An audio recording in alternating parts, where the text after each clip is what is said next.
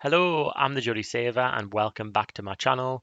In case you're new here, I am on a 24-month journey or mission, I should say, to try and become financially free, and this is my month 3 update.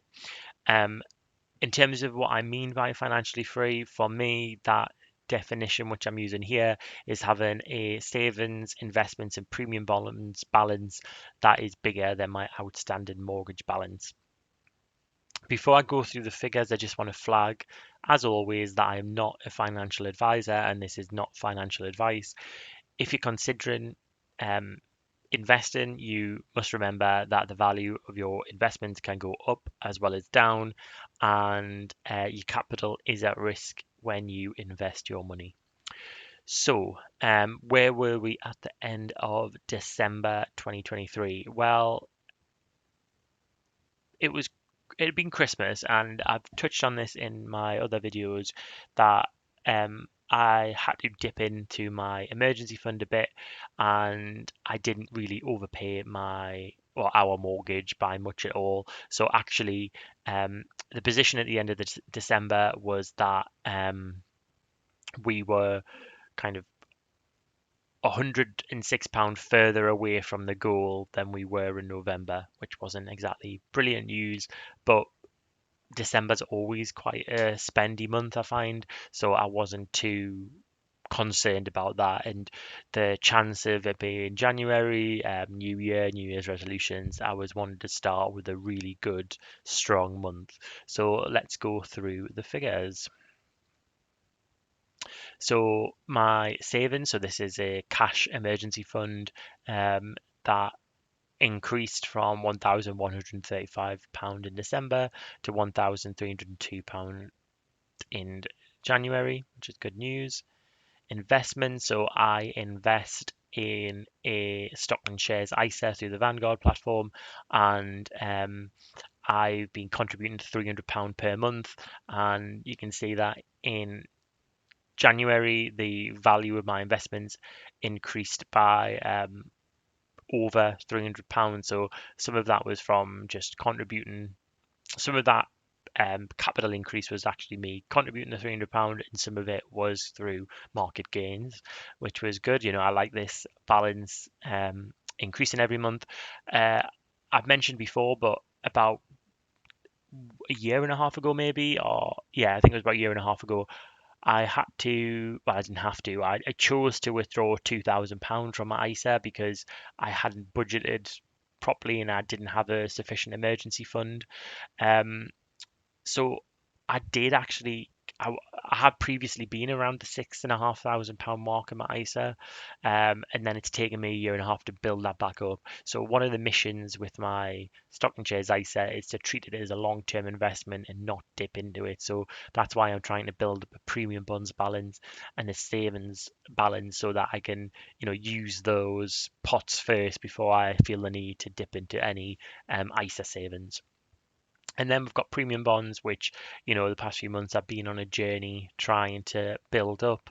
And that is works as my sort of second emergency fund. So I currently have £1,100 saved into that at the end of January. So if I total up all my savings, investments, and premium bonds, I get to a figure of £9,026, which is really good news because that's the highest it has been so far since I started charting this. Um, I really want to get to that £10,000 figure. I think that would be really great because I haven't had £10,000 saved away um, since I was saving up for a deposit for my property a number of years ago. I think what I had fallen into the trap of, or personally I felt it was a trap, was I prioritized paying off my mortgage, which was great, but not having enough um, cash at my fingertips that I could use. By cash, I mean kind of savings, investments, premium bonds. I didn't have enough money that I could use, it made me. I got to the point where I was feeling a bit of in a vulnerable position because I was feeling very asset rich because we've got a lot of equity in our property, but not very cash rich. So one of my aims one of my aims this year is to really build up this total so that I feel as if, the worst comes to the worst and I lost my job or my partner lost his job, we could liquidate our savings, investments, and premium bonds and live off that money if needed. Obviously, that's the worst case scenario, but for my peace of mind and mental health, I feel a lot better when I've got that amount of money behind us. So next, the mortgage balance, and yeah, it's been a really strong start of the year for the mortgage. My mission is for us to knock £1,000 off the mortgage balance each month this year, and we started strong in January, and we knocked pretty much. I think it was £1,001 off the mortgage balance, which is great. I think in terms of my plans this year is I really want us to get below the £100,000 on the mortgage balance. That'll feel like a really significant achievement for us. Um, it'll be going from being in the six figures to five figures, and I think at that point, once we're under £100,000, we might go from aggressively tackling the mortgage of, at the moment we're overpaying by £600 per month, which is actually um, more than the amount that we are contracted to pay as our regular payments. So our contractual payment is £509 a month, and then on top of that we make an overpayment of £600.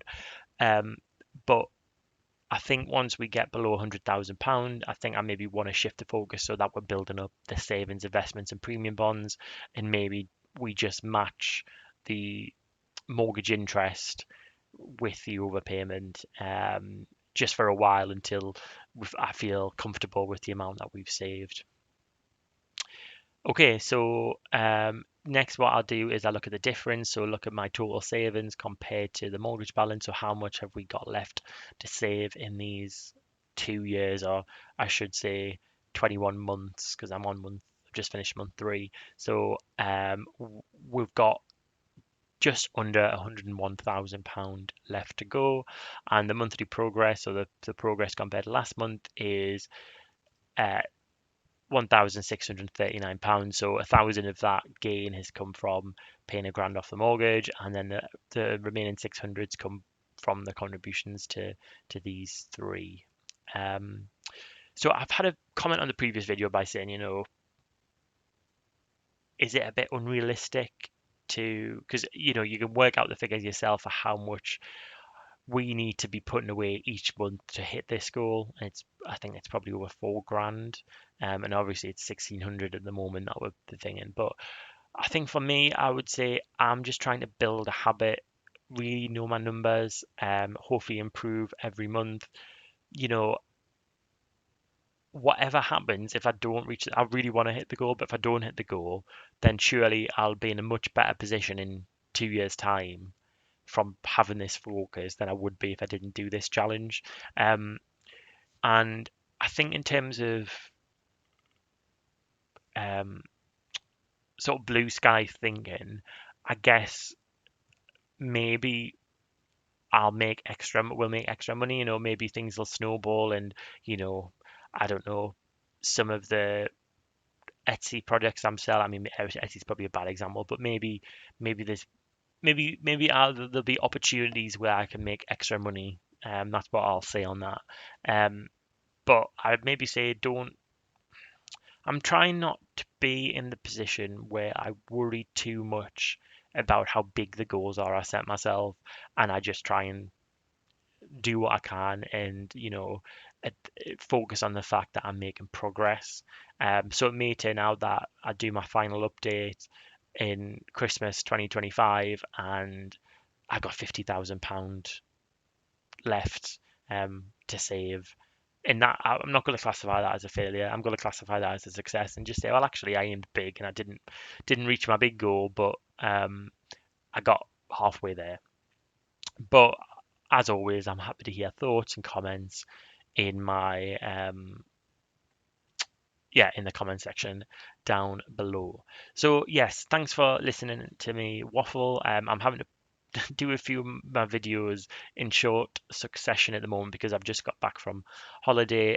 So next up, I'll be doing my passive income update, and then I'll be finishing off February with my YouTube analytics at 500 subscribers. But I really enjoy doing these videos. I love tracking my progress. I love reflecting on the previous month.